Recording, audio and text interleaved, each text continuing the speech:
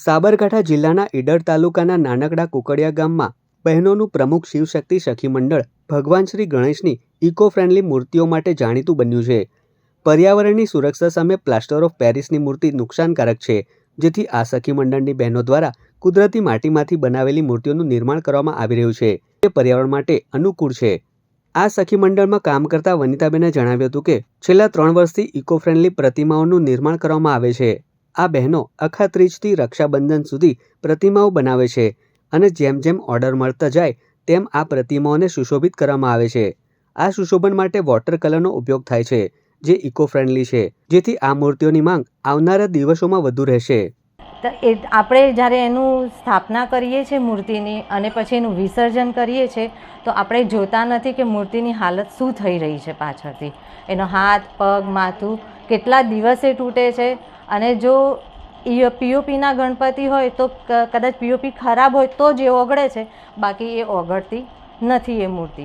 અને જે ઓગળી જાય છે એ જમીનના છિદ્રોને બંધ કરી દે છે, તો પાણી જમીનમાં ઉતરતું નથી, કૂવામાં જતું નથી અને કૂવામાંથી પાછું આપણને મળતું નથી। એટલે ઘણી બધી રીતે આપણને એ તકલીફો થઈ રહી છે। એટલે મહેરબાની કરીને ઇકો ફ્રેન્ડલી ગણપતિની જ સ્થાપના કરો એવી મારી વિનંતી છે। એ જ કહેવા માગું છું। જય હિન્દ, જય ભારત। ગણેશજીની મૂર્તિની તાલીમ આપવામાં આવી હતી। આ તાલીમ દ્વારા અમે સખી મંડળની 10 બહેનોએ ગણેશજીની મૂર્તિ બનાવવાનું શીખ્યા। ત્યારબાદ અમે 1 થી 1 ફૂટથી 1.5 ફૂટ સુધી અમે ગણપતિની મૂર્તિ બનાવીએ છીએ। આ મૂર્તિ 1000-1500ની અંદર અમે તેમનું વેચાણ કરીએ છીએ। બહેનોને કેટલો લાગે બહેનો આમાં જોડાયેલી છે? અમે સખી મંડળની 10 બહેનો જોડાયેલી છે આમાં। કોણ સહાય કરે છે?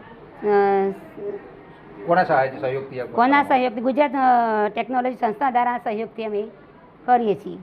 જો કે સખી મંડળની આ બહેનોને ગુજરાત માટીકામ કલા કારીગરી અને રૂરલ ટેકનોલોજી સંસ્થા દ્વારા માટી પૂરી પાડવામાં આવે છે। આ મૂર્તિઓને વિસર્જિત કરવામાં આવતા તેની માટી પાણીમાં ઓગળી જાય છે।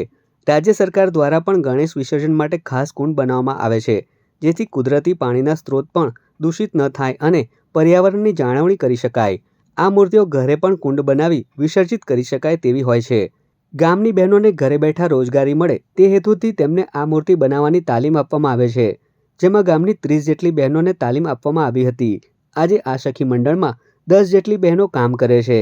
મહિલા સશક્તિકરણ માટે ખાસ કરીને સરકાર દ્વારા વિશેષ યોજનાઓ અમલમાં મૂકવામાં આવી છે, ત્યારે આ સખી મંડળની બહેનો માત્ર પૈસા જ નથી કમાતી, પરંતુ પર્યાવરણને શુદ્ધ રાખી અનેક જળજીવોનું જીવન પણ બચાવે છે।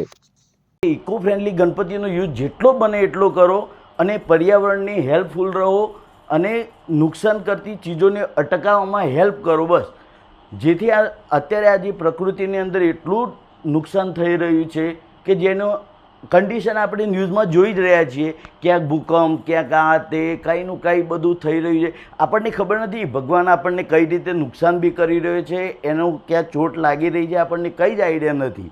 એટલે મારું ખાલી એટલું જ સજેશન, અને હું પોતે એક વસ્તુ ખાસ કહેવા માગું છું, આજે પાણી ક્યાંય હોય, નદી નાળામાં હોય, ના હોય, તો ત્યાં તમારે પધરાવા જવાનું હોય વિસર્જન કરવા, તો તમે એ જગ્યા ના જઈ શકો તો તમે એટલીસ્ટ ઘરે બી, હું મારા ઘરે આ ગણપતિ લઈ જઈશ અને ઘરે જે ગયા પછી આપણે પોતાના ત્યાં ટબની અંદર કે ગમે તેની અંદર પાણીની અંદર આ ગણપતિનું વિસર્જન કરી શકો છો।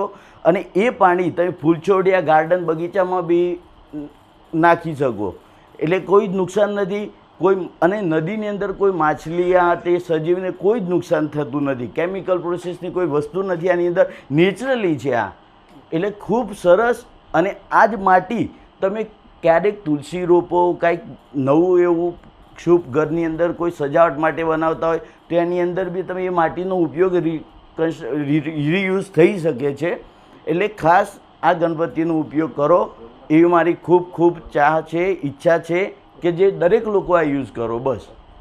માટીકામની તાલીમ આપવામાં આવી, જેમાં કુકડિયા ગામની સખી 30 બહેનોને માટીકામની તાલીમ આપી, જેમાં એ 10 બહેનો અત્યારે ઇકો ફ્રેન્ડલી ગણપતિની મૂર્તિ તૈયાર કરી અને વેચાણ પણ કરે છે। આ કામ 3 વર્ષથી ચાલુ છે।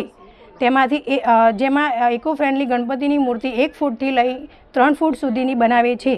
આ તાલીમ આપવા પાછળનો ગુજરાત સરકારનો એક એ પણ ઉદ્દેશ છે કે બહેનો આત્મનિર્ભર બને, પોતાના પગ આર્થિક પ્રવૃત્તિ કરીને કુકડિયા ગામની આ સખી મંડળની બહેનો અત્યારે ઇકો ફ્રેન્ડલી ગણપતિની મૂર્તિ બનાવી આત્મનિર્ભર બની છે.